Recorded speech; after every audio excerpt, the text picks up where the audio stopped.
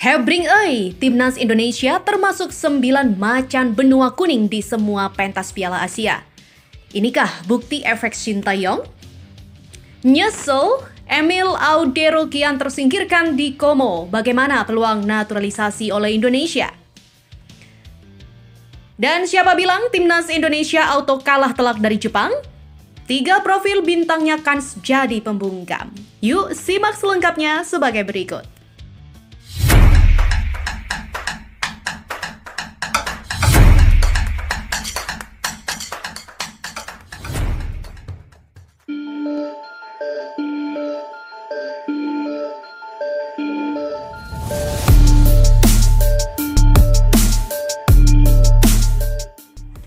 Pecinta sepak bola Indonesia harus jujur mengakui kehadiran Sintayong yang memberi dampak besar bagi prestasi Timnas Indonesia. Sejak dikontrak pada 2019 lalu, pelatih asal Korsel itu bercita-cita mengangkat pamor tim Garuda di level Asia. Meski mantan juru taktik Timnas Korsel di Piala Dunia 2018 itu belum mempersembahkan sebuah gelar juara pun, tetapi dia telah membuat Timnas Indonesia mulai diperhitungkan di kawasan Asia. Buktinya, Timnas Indonesia termasuk salah satu dari 9 macan yang akan berkiprah di Piala Asia U17, U20, U23, dan juga senior. Posisi Timnas Indonesia sekarang sejajar dengan 8 negara lainnya, seperti Jepang, Korea Selatan, Korea Utara, Cina, Arab Saudi, Australia, Uzbekistan, dan juga Iran. Efek keberhasilan dari Sintayong membesut 2 Timnas Indonesia yakni U23 dan senior berpengaruh besar terhadap 2 kelompok umur di bawahnya yakni Timnas Indonesia U17 dan juga U20. Kesuksesan Sintayong membawa Rizky Ridho dan kawan-kawan mencapai babak semifinal dan nyaris lolos ke Olimpiade Paris 2024 akan menjadikan Timnas Indonesia U23 langsung tampil pada Piala Asia U23 di Arab Saudi. Begitu pula dengan Timnas Indonesia Senior yang mencapai putaran ketiga kualifikasi Piala Dunia 2026 juga otomatis akan jadi peserta di Piala Asia 2027 yang juga dihelat di Arab Saudi. Indra Syafri dan Nova Arianto terpacu. Ya, pelatih Indra Syafri yang bertangan dingin melatih tim muda juga terpacu. Hasilnya Timnas Indonesia U19 merebut gelar juara Piala AFF. Berikutnya tim ini naik ke kelas U20. Timnas Indonesia U20 sukses sebagai juara grup pada kualifikasi Piala Asia dengan melangkahi Yaman, Timor Leste, dan juga Maladewa. Doni Tripamungkas CS pun berhak tampil di Piala Asia U20 2025 di Cina. Nova Arianto yang mendapatkan ilmu langsung sebagai asisten Sintayong juga membuktikan diri. Timnas Indonesia U17 meski berstatus runner-up terbaik di bawah Australia, namun tetap lolos pada Piala Asia U17 2025 di Arab Saudi. Berita selanjutnya, Emil Audero, kiper keturunan Indonesia yang pernah bersinar di Italia, mengalami penurunan performa tajam. Saat ini dia berada dalam posisi sulit di klub Serie A, Como, karena beberapa kali tampil mengecewakan. Dalam 5 pertandingan terakhir, Como tak pernah menang dengan Emil kebobolan cukup banyak. Bahkan, pada laga terakhir melawan Lazio, gawangnya jebol hingga 5 kali. Keadaan ini juga membuat pelatih Como, Cesc Fabregas kecewa dan akhirnya memutuskan untuk mencadangkan Emil pada laga melawan Empoli. Dalam pertandingan itu, Fabregas lebih memilih memasang kiper veteran berusia 42 tahun yaitu Pepe Reina. Walaupun Como tetap kalah 1-0, keputusan ini menunjukkan penurunan kepercayaan kepada Emil sebagai kiper utama. Nama Emil Audero kerap disebut-sebut sebagai kandidat naturalisasi yang diharapkan bisa memperkuat Timnas Indonesia. Memiliki darah Indonesia dari ayahnya, Emil sering menjadi sorotan para fans yang ingin melihatnya mengenakan seragam merah putih. Namun, Emil masih lebih memilih Italia karena merasa kesempatannya bermain di Piala Dunia lebih besar bersama negeri pizza itu. Sementara Emil tanpa enggan bergabung dengan Indonesia, PSSI tidak tinggal diam. Pelatih Timnas Indonesia, Sintayong, bahkan sempat memantau langsung Emil saat berlaga di Como. Arya juga menyebutkan bahwa PSSI tak ingin terlalu memaksa Emil bergabung jika hatinya tidak tergerak untuk Indonesia.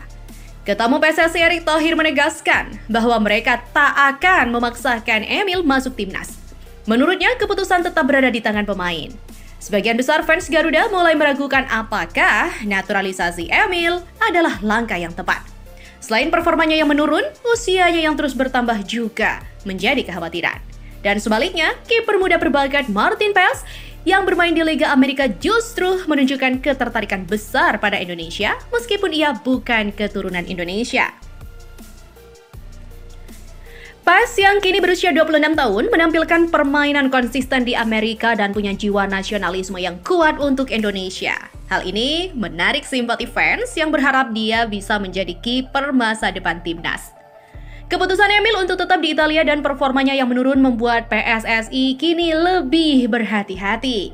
Sementara itu, dukungan kepada PES semakin menguat di kalangan fans. Dan pemirsa, untuk berita terakhir, berikut ini adalah profil 3 bintang timnas Indonesia yang berpotensi membungkam timnas Jepang pada matchday kelima di ronde ketiga kualifikasi Piala Dunia 2026 zona Asia. Sebelumnya, timnas Indonesia juga telah menyelesaikan laga kontra timnas Cina pada Selasa 15 November. Laga tersebut ditutup dengan kemenangan timnas Cina dengan skor 2-1, yaitu di Qingdao Yacht Football Stadium, Cina. Meskipun demikian, para pemain timnas Indonesia berhasil mendapatkan rating tinggi di pertandingan tersebut. Satu di antara penggawa Garuda yang mendapatkan rating tertinggi adalah Tom Hai. Berdasarkan Sofascore.com, Tom Hai mendapatkan rating 7,7 dalam laga itu. Tom Hai juga berhasil unggul dari penggawa terbaik timnas Cina, Zheng Longchang, yang hanya mendapatkan rating 7,6 saja. Dan tak hanya itu, Tom Hai juga berhasil unggul dari pemain terbaik timnas Jepang.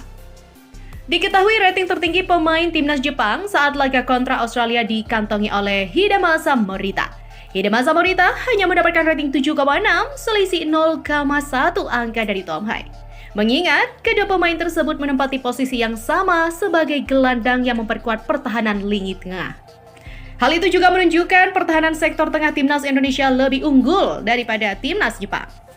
Di sisi lain, terdapat dua penggawa timnas Indonesia yang juga mendapatkan rating tinggi, yaitu Jay Itzes dan juga Calvin Verdong dengan perolehan 7,1. Menilik pada perolehan rating tersebut, timnas Jepang patut siaga pada laga mendatang. Dan tak menutup kemungkinan, timnas Indonesia akan menggagalkan ambisi kemenangan skuad Samurai Biru. Adapun perbandingan rating 3 sosok bintang timnas Indonesia dengan timnas Jepang pada laga terakhir adalah sebagai berikut. Yang pertama adalah Tom Hai. Bersama timnas Indonesia, Tom Hai telah menorehkan 2 gol dan 2 assist dari 7 pertandingan. Ketika laga timnas Indonesia versus China, Tom Hai berhasil menyumbangkan gol tunggal untuk skuad Merah Putih. Tak hanya itu, dia berhasil mendapatkan rating tertinggi pada laga tersebut. Berdasarkan Sofascore.com, Tom Hai mengantongi rating 7,7.